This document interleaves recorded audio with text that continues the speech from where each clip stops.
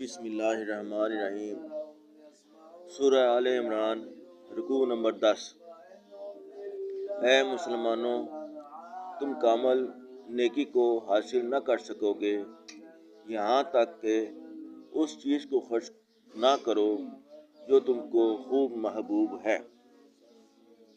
اے مسلمانوں، تم کامل نیکی کو حاصل نہ کر سکو گے یہاں تک کہ اس چیز کو خرچ نہ کرو جو تم کو خوب محبوب ہو۔ بسم اللہ الرحمن الرحیم۔ سورہ آل عمران، رکوع نمبر 10۔ اے مسلمانوں، تم کامل نیکی کو حاصل نہ کر سکو گے یہاں تک کہ اس چیز کو خرچ نہ کرو جو تم کو خوب محبوب ہے۔ اے مسلمانوں، تم کامل نیکی کو حاصل نہ کر سکو گے یہاں تک کہ اس چیز کو خرچ نہ کرو جو تم کو خوب محبوب ہو۔ فائدہ: حضرت انس رضی اللہ تعالیٰ عنہ فرماتے ہیں کہ انسان میں سب سے زیادہ درخت کھجوروں کے حضرت ابو طلحہ رضی اللہ تعالیٰ عنہ کے پاس تھے، اور ان کا ایک باغ تھا جس کا نام برجا تھا۔ وہ ان کو بہت ہی زیادہ پسند تھا۔ یہ باغ مسجد نبوی کے سامنے ہی تھا۔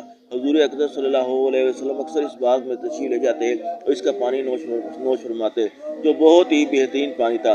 جب یہ آیت شریفہ نازل ہوئی تو حضرت ابو طلحہ حضور اقدس صلی اللہ علیہ وسلم کی خدمت میں حاضر ہوئے اور عرض کیا، یا رسول اللہ صلی اللہ علیہ وسلم، حق تعالی شانہ یوں ارشاد فرماتے ہیں، لن تنالوا البر حتی تنفقوا مما تحبون، اور مجھے ساری چیزوں میں بر سب سے زیادہ محبوب ہے۔ میں اس کو اللہ کے لیے صدقہ کرتا ہوں اور اس کے اجر و ثواب کی اللہ سے امید رکھتا ہوں۔ آپ جہاں مناسب سمجھے اس کو خرچ فرما دے۔ حضور نبی اکرم صلی اللہ علیہ وسلم نے ارشاد فرمایا، واہ واہ، بہت ہی نفع کا مال ہے، میں یہ مناسب سمجھتا ہوں کہ اس کو اپنے رشتہ داروں میں تقسیم کر دوں۔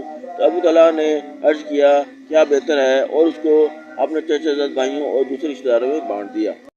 حضرت ابن عمر فرماتے ہیں کہ جب مجھے اس آیت شریف کا علم ہوا تو میں نے ان سب چیزوں میں غور کیا جو اللہ جل شانہ نے مجھے عطا فرمائی تھی۔ میں نے دیکھا کہ ان سب میں مجھے سب سے زیادہ محبوب اپنی باندھی مرجانہ ہے۔ میں نے کہا کہ وہ اللہ کے واسطے ذات ہے۔ اس کے بعد اگر میں اس چیز سے جس کو اللہ کے واسطے دے دیا ہو دوبارہ نفع حاصل کرنا گوارا کرتا تو اس باندھی سے آزاد کر دینے کے بعد نکاح کر لیتا کہ وہ جائز تھا، اور اس سے صدقہ میں کچھ کمی نہ ہوتی تھی۔